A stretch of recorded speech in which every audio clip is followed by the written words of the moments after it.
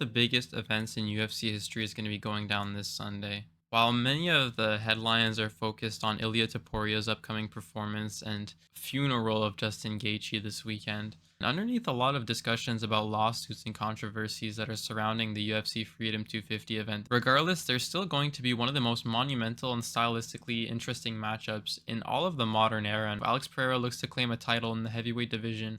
That would be his third title, making him the first fighter to be wearing the crown of triple champ in the UFC. And Dana White's even gone to say that he would consider Alex Pereira to be the GOAT of the sport if he were to win this weekend. So the stakes are massively high for this fight. And while I understand that part of that is him trying to sell us the moment, trying to sell us this Holy holy shit shit moment moments. at the White House, I can't deny that the win here for Poatan would cement him in a league of his own in terms of the GOAT conversation. It would be kind of like when Conor won the two belts for the first time. He's definitely on a level of his own, and he's accomplished something that nobody else has done before that deserves tons of respect, not only in the sport of MMA, but in all of combat sports as a whole.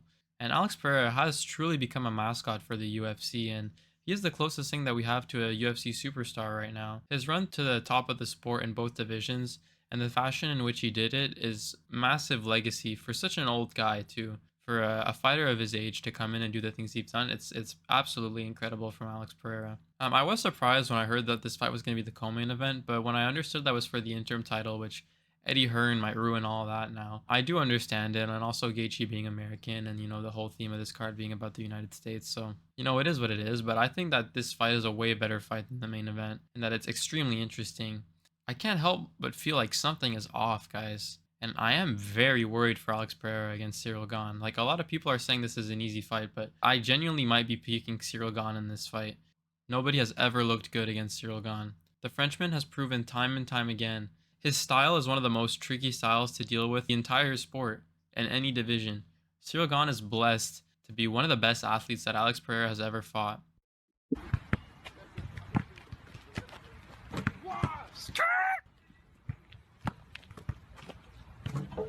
He's a natural 250-pound freak who has ridiculous physical gifts, be it his size or his fast twitch speed. Cyril is larger than most heavyweights, but he moves like a middleweight.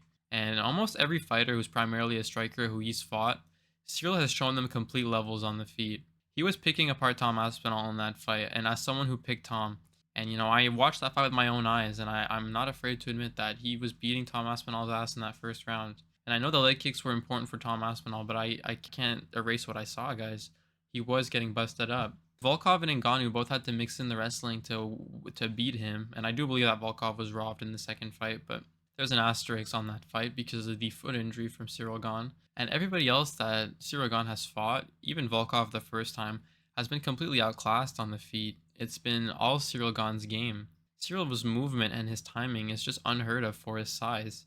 He's one of the best fighters in the UFC at breaking rhythm, not only with his straight punches, but also with his oblique kick that he used really nicely against Tom Aspinall. He can frustrate some of the best strikers in the UFC and leave them reactive and plotty on the outside. He also has some really awkward grappling and leg locks, but I don't see that being particularly effective against a guy like Alex Pereira, but he could pull out some grappling tricks, as he mentioned himself in an interview. I think that he has one of the best styles to play the Matador in the UFC, and I think that he could play the Matador very effectively against Alex Pereira. As for Alex Pereira thrives in the pocket, and I do think that that's still the case in this matchup. Once Alex goes into his new UFC 6 flow state like he did against fighters like Khalil Rountree, he becomes extremely hard to deal with. Cyril Gane won't be able to just stand inside the pocket and trade with him unless Cyril Gane has a significant advantage already and he's been gassed or he's exhausted or something. A locked-in Alex could take advantage of Cyril Gane throwing careless shots down the middle, and he could slip and land extremely nasty boxing combinations on Cyril Gane. But here's the issue. Alex needs to scale to get into a UFC fight. If you guys have ever played League of Legends, you know what scaling is. And Kalaev was seeing ghosts in the second fight, and he did not look good, so he just got destroyed. And, Yuri Prohaska was never technically sound enough to hang with Alex Pereira.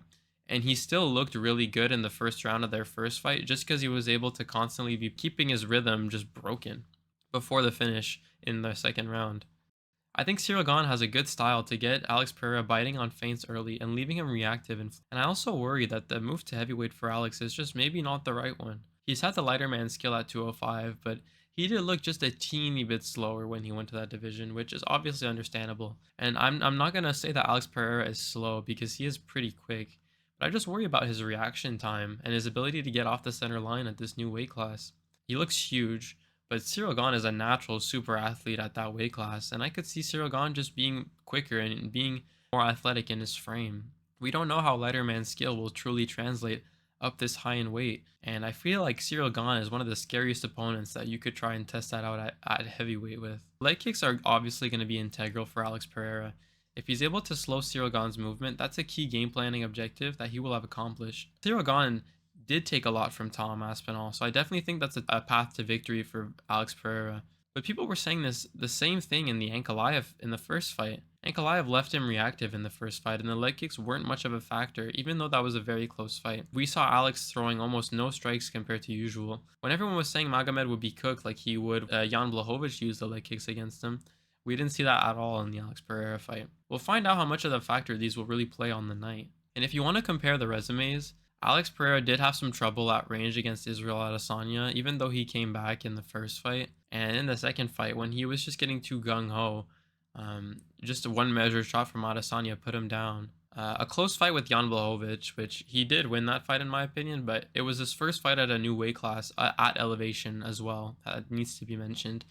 And it was extremely close. He struggled in the early rounds of the Khalil fight until his engine warmed up later. The first Ang fight was really close, but he underperformed and he got it back the second time, which is great for Alex Pereira. Whereas Cyril Gane has beat most of the heavyweights today, and his losses only really come to the division's best fighters in history. John Jones is one of the best fighters ever, and his performance against Cyril Gane has aged phenomenally. Francis Ngannou is one of the best heavyweights of all time, and his loss to Cyril Gane was not on the feet. It was because Ngannou was able to mix in very good wrestling. The second Volkov fight was a robbery, but he did break all of his toes on one of his feet, and he won the first fight clearly.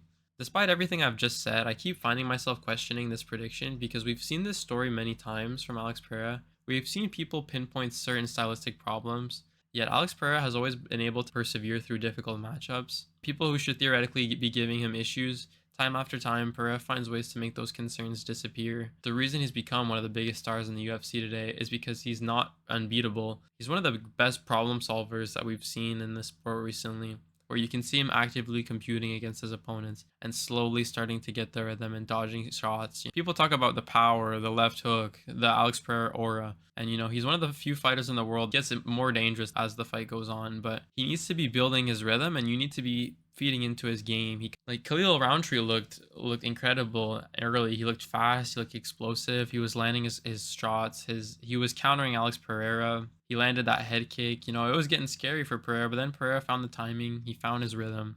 He started making his reads, and once he did, the fight completely changed. That's why I'm hesitant to completely buy into the idea 100% that Cyril Gane can simply stay on the outside for 25 minutes, because eventually Alex Pereira will start making adjustments. Eventually, he will start cutting off the cage more. He will start punishing patterns that Cyril Gane shows. But I don't know if Cyril Gane's going to show him many patterns. Cyril Gane, as I mentioned, he's extremely effective at breaking the rhythm. And when that happens, even elite fighters are going to start making mistakes. I also feel like cage pressure is going to be really important for Alex Pereira, as well as psychological pressure. Alex Pereira forces you into a chaotic match, and you need to either blast right through it like Adesanya did and just like kill him with one shot, or you need to tame it and have a really slow, like lulling fight like he did with Ankalaev. And I think that for a 25 minutes, I think Cyril Gane would have the perfect style to make the correct decisions over and over again. But Alex Pereira, he doesn't need success for 25 minutes like Cyril Gane does. He only needs one opening, one bad exit, one lazy jab. And so that's why this prediction, in my opinion, really scares me, and I do worry for Alex Pereira. There are some crazy variables in this fight. The card's going to be outside, so it's interesting to think about how this is really going to affect the fighters. Could the fight being outside and the heat affect Cyril Gane's pace if he's going to be playing a long game, if that's going to be his game plan? And also just how Pereira will look as a heavyweight. We don't know. We don't know until the fight starts. That's going to be really interesting to see. I feel like this fight essentially boils down to, can Gane be perfect? Or can he even find a finish? Because I know Gane is a bit pillow-fisted, but I feel like Pereira can be put out with the right shot, especially at a new weight class where he probably hasn't felt this kind of power before. If Gane can consistently break Pereira's rhythm and keep him reactive, I think Alex Pereira will be a sitting duck and he will get pieced up on the outside. But if he starts getting to a firefight with Pereira, I think Pereira's chances improve a lot. If he can slow Ciryl Gane's movement and start landing his own shots and making his reads, I could see Pereira making history in this fight. Whenever I see people discuss this on social media, I see people saying that this is going to be an easy first or second round KO for Pereira, but I just don't see that happening. Alex Pereira has been dragging everyone into these chaotic wars. I don't see Gane ever entertaining that kind of exchange unless he's significantly ahead. Ciryl Gane has made every opponent that he's fought in the UFC have to take a dull approach. He's lulled them into a rangy striking match where they end up losing. If I had to put money on an outcome, I think Ciryl Gane spends 25 minutes refusing to give Alex Pereira the fight he wants. And I think that Ciryl Gane's going to win this fight by decision. I think this is a super close fight and probably the hardest fight to predict on the entire card. There's a lot of squash matches on this card. I'm going to be posting a full card breakdown soon, but just because this is the most interesting fight, I thought I'd release a separate breakdown as well. I just feel like Ciryl Gane's being underrated by a lot of people. I understand that he's lost in a lot of these big opportunities, but these are bad stylistic matchups. Like, he's losing to John Jones, who John Jones just instantly grapple fucked him.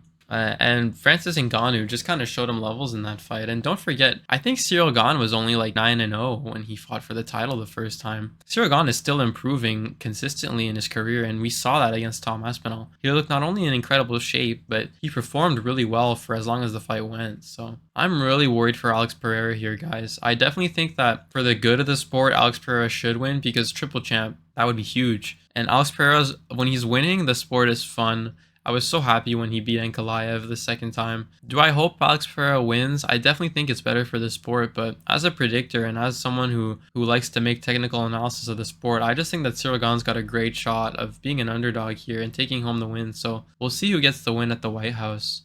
Definitely looking forward to this card so much. I'm going to be posting more content for the White House card leading up to it, so make sure you keep it here with Bro Watches MMA. Thank you so much if you guys made it here this far. I saw I got tons of support on the JDM video, which I appreciate that a ton. If you guys like this kind of content, like 10-15 minute long videos just discussing the sport, I'm so thankful for all the support I got on that video. So I'll see you guys in the next time. Make sure you like and subscribe, and I'll see you later. Peace.